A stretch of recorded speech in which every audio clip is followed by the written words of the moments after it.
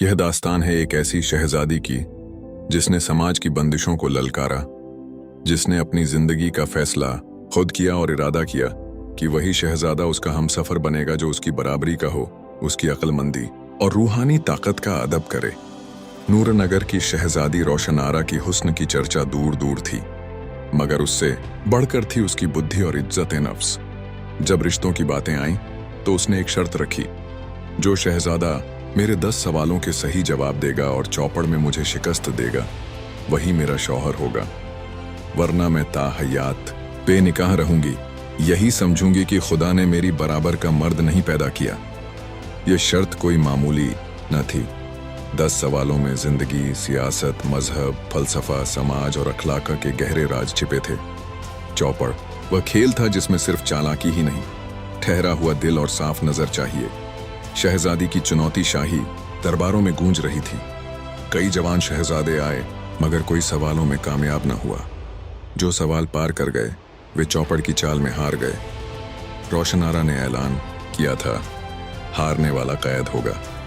सो एक एक कर कई शहजादे नूरनगर की कैद खाने में बंद हुए।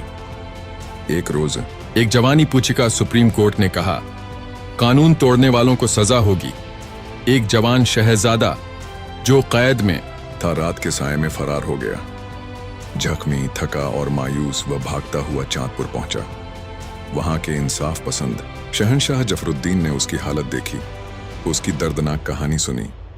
शहनशाह ने ठान लिया, मैं रोशन आरा की चुनौती कबूल करूंगा, मगर पहले जानना चाहा कि यह खातून कौन है जिसके सामने सब नतमस्तक हैं।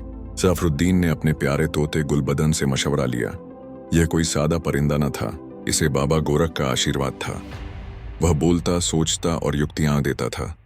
गुलबदन को हीरे मोती से सजाया गया, चांदी के नक्काशीदार पिंजरे में रखा गया और गुप्तचर की तरह नूरनगर भेजा गया।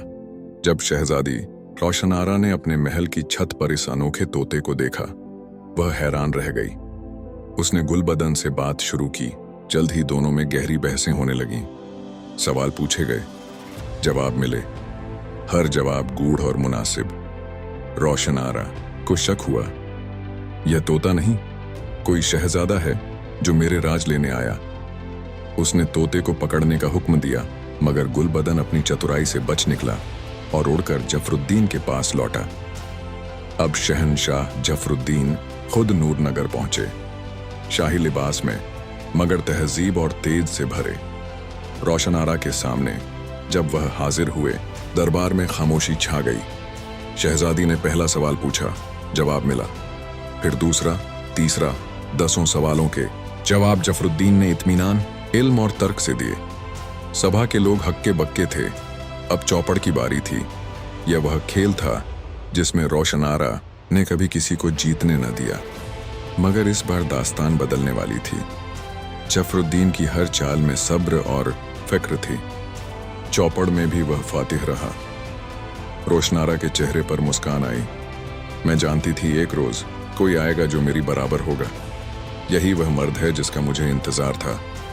मगर जफरुद्दीन ने अनोखी बात कही, मैं यहां अपने लिए नहीं आया, मैं उस शहजादे के लिए आया जो आपकी कैद से भागा और आज भी आपसे मोहब्बत करता है। मेरी फतह उसका मुस्तकबिल तय करेगी। रोशन आरा ने यह सुना, उसकी आंखों में नमी छा गई।